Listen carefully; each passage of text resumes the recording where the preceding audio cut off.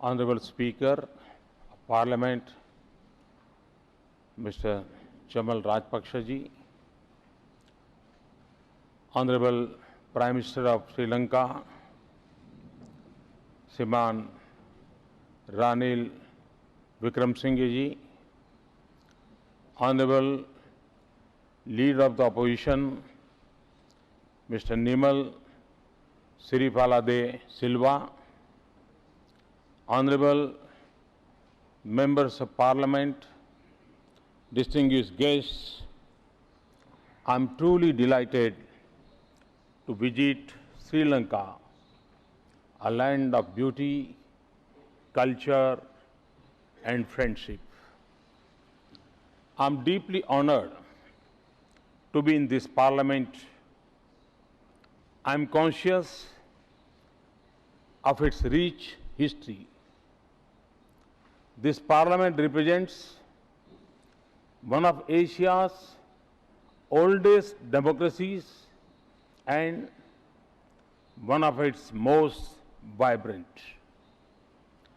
Long before many others in the world, Sri Lanka gave every individual a vote and voice. To the people of Sri Lanka, Ayubowan, Vanakkam, I bring the greetings of 1.25 billion friends and millions of fans of Sri Lanka cricket. I bring the blessings from the land of Bodh Gaya to the land of Anuradhapura. I stand here in respect of our shared heritage and in commitment to our shared future. Last May, when I took the oath of office, I was honored by the presence of South Asian leaders at the ceremony. Their presence was celebration of democracy's march in our region. I was also recognition of our common destiny. I am convinced that the future of any country is influenced by the state of its neighborhood. The future that I dream for India is also the future that I wish for our neighbors. We in the region are on the same journey to transform the lives of our people. Our path will be easier, the journey quicker, and destination nearer when we walk step in step. As I stand here in Colombo and I look north toward the Himalaya, I marvel at our region's uniqueness of our rich diversity and our common civilizational links. We have been formed from the same elements and from our interconnected histories. Today, we stand together as proud independent nations, sovereign and equal. India and Sri Lanka do not have a land boundary, but we are the closest neighbors in every sense. No matter where you look in India or Sri Lanka, the many strands of our links, religion, language, culture, food, customs, tradition, and epic come together into a deep and strong bond of familiarity and friendship. Ours is a relationship that is beautifully defined by the journey of Mahindra and Sanghmitra. They carried the message of peace, tolerance, and friendship more than 2 millenniums ago. It is evoked by Kannagi, the central character of the great Tamil epic Silapathikaram, who is worshipped as a goddess, the Patini. In Sri Lanka, it lives in the Ramayana trail in Sri Lanka. It expresses itself in devotion at the Dargah of the Nagore Anandavar and the Christian shrine of Velankani. It is reflected in the friendship of Swami Vivekananda and Anagarik Dharmapal, the founder of the Mahabodhi Society in Sri Lanka and India. It lies in the work of Mahatma Gandhi's followers in India and Sri Lanka. Above all, our friendship thrives through the interwoven lives of ordinary Indians and Sri Lanka. Our independent life began at about the same time. Sri Lanka has made remarkable progress since then. The nation is an inspiration for our region in human development. Sri Lanka is home to enterprise and skill and extraordinary intellectual heritage. There are businesses of global class here.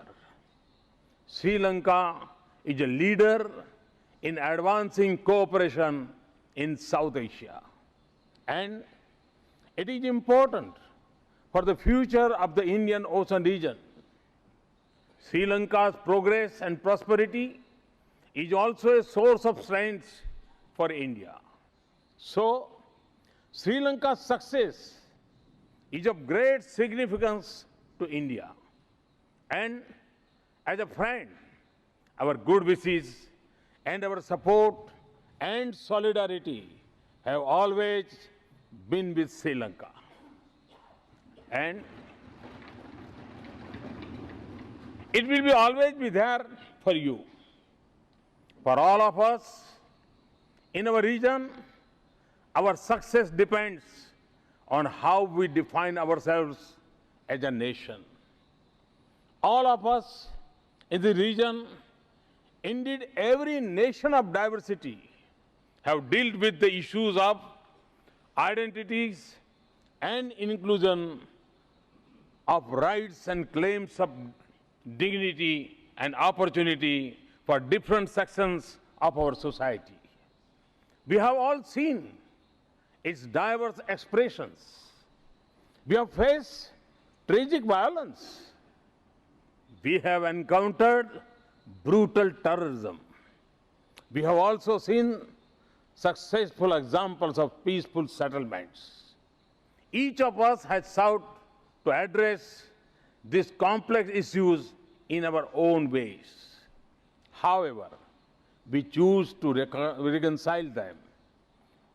To me, something is obvious. Diversity can be a source of strength for nations. When we accommodate the aspirations of all sections of our society, the nation gets the strength of every individual. And when we empower states and districts and villages, we make our country stronger and stronger. You can call this my bias. I have been a chief minister for 13 years, a prime minister for less than a year. Today, my top priority is to make the states in India stronger. I am a firm believer in cooperative federalism. So, we are developing more power and more resources to the states, and we are making them formal partners in national decision-making processes. Sri Lanka has lived through decades of a tragic violence and conflict. You have successfully defeated terrorism and brought the conflict to an end. You now stand at a moment of historic opportunity to win the hearts and heal the wounds across all sections of society. Recent elections in Sri Lanka have reflected the collective voice of the nation, the hope for change, reconciliation, and unity. The steps that you have taken in recent times are bold and admirable. They represent a new beginning. I am confident of a future of Sri Lanka defined by unity and integrity, peace and harmony, and opportunity and dignity for everyone. I believe in Sri Lanka's ability to achieve it. It is rooted in our common civilizational heritage. The path ahead is a choice that Sri Lanka has to make. And it is a collective responsibility of all sections of the society and of all political streams in the country. But I can assure you of this, for India, the unity and integrity of Sri Lanka are paramount. It is rooted in our interests. It stems from our own fundamental beliefs in this principle. Honorable Speaker and distinguished members, my vision of an ideal neighborhood is one in which trade, investments, technology, ideas, and people flow easily across borders. When partnerships in the region are formed with the ease of routine. In India, the growth momentum has been restored. India has become the fastest growing major economy in the world. The world sees India as the new frontier of economic opportunity. But our neighbors should have the first claim on India. And I again repeat, the first claim on India is to our neighbors, to Sri Lanka. I'll be happy if India serves as a catalyst in the progress of our neighbors. In our region, Sri Lanka has the potential to be our strongest economic partner. We will work with you to address your concerns, to boost trade and make it more balanced. India's trade environment is becoming more and more open. Sri Lanka should not fall behind others in this competitive world. That is why we should conclude an ambitious, comprehensive economic partnership agreement. India can also be a natural source of investments for exports to India and elsewhere, and to build your infrastructure. We have made good progress today. Let us work together to harness the vast potential of ocean economy. Our two nations must also take the lead in increasing cooperation in the South Asian region and the linked BMISTIC region.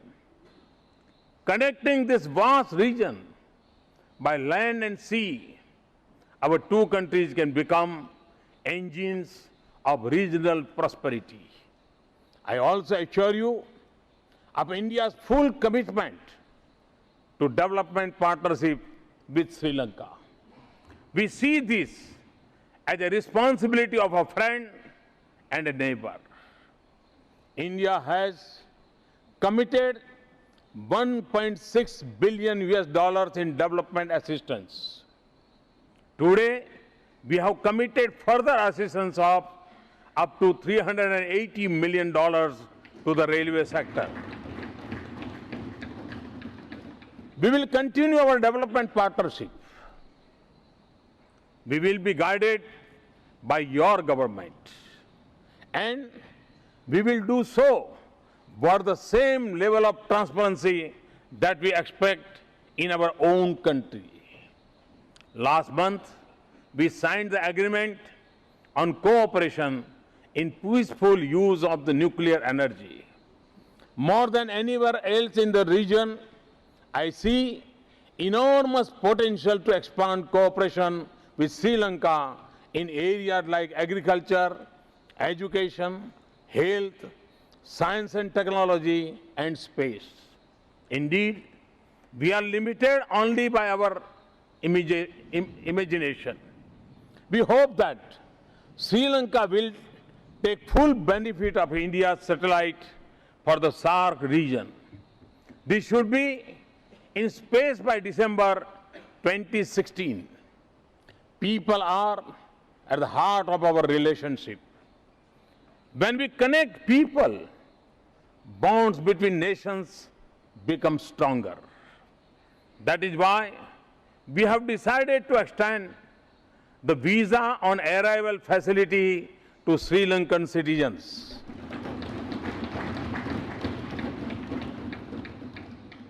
We will also increase connectivity between our countries. We will strengthen ties of culture and religion.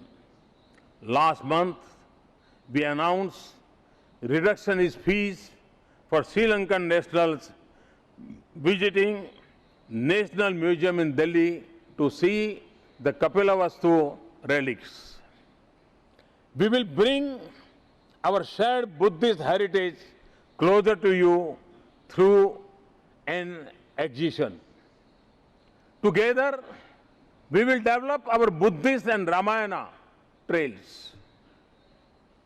My birthplace, Vadnagar, was an international center of Buddhist learning in ancient times. Excavations have revealed a hostel for 2,000 students in plan to redevelop the center. Mr. Speaker, a future of prosperity requires a strong foundation of security for our countries and peace and stability in the region. The security of our two countries is indivisible. Equally, our shared responsibility for our maritime neighborhood is clear. India and Sri Lanka are too close to look away from each other, nor can we be insulated from one another. Our recent histories have shown that we suffer together and we are more effective when we work with each other. Our cooperation helped deal with the devastation of tsunami in 2004. As a Chief Minister, I was pleased to share our experience in reconstruction after the Bhuj earthquake in 2001. Our cooperation is also integral to our success in combating terrorism and extremism. For both of us, local threats remain, but we see threats arising in new forms and from new sources. We are witnessing globalization of terrorism. The need of our cooperation has never been stronger than today. The Indian Ocean is critical to the security and prosperity of our two countries, and we can be more successful in achieving these goals if we work together, build a climate of trust and confidence, and we remain sensitive to each other's interests. We deeply value our security cooperation with Sri Lanka. We should expand the maritime security cooperation between India, Sri Lanka, Maldives to include others in the Indian Ocean area. I often say that the course of the 21st century would be determined by the currents of the Indian Ocean. Shaping its direction is a responsibility for the countries in the region. We are two countries at the crossroads of the Indian Ocean. Your leadership and our partnership will be vital for building a peaceful, secure, stable and prosperous maritime neighborhood. In our deeply interconnected lives, it is natural to have differences. Sometimes it touches the lives of ordinary people. We have the openness in our dialogue, the strength of our human values, and the goodwill in our relationship to resolve them. Mr. Speaker, Sri Lanka and India are at a moment of a great opportunity and responsibility for realizing the dreams of our people. This is also a time for renewal in our relationship, for a new beginning and new vigor in our partnership. We have to ensure that our proximity always translates into closeness. We were honored that President Sri Lanka chose India as its first destination last month. I am honored to be his first guest here. This is how it should be between neighbors. Tomorrow, we'll go to Talai Mannar to flag off the train to Madhu Road. This is part of the old India-Lanka rail link. I recall the lines of a famous song, Sindhu Nidiyani Misai, composed by the greatest nationalist poet Subramaniam Bharati in the early 20th century. Singala Tiva Kin Vakyanora Palam Ammai Pom. We shall construct a bridge of Sri Lanka. I have come with the hope of building this bridge. A bridge that resets and strong pillars of our shared inheritance of shared values and vision of mutual support and solidarity, of friendly exchanges and productive cooperation, and above all, belief in each other and our shared destiny. Thank you once again for the honor to be with you. Thank you very much. Thanks a lot. President Maitripala Sirisena and MRS Sirisena to India. और उन्होंने कहा कि I welcome Mr. Sen, President of Sri Lanka. और फिर उसके बाद prime minister ने कहा कि MRS Sen.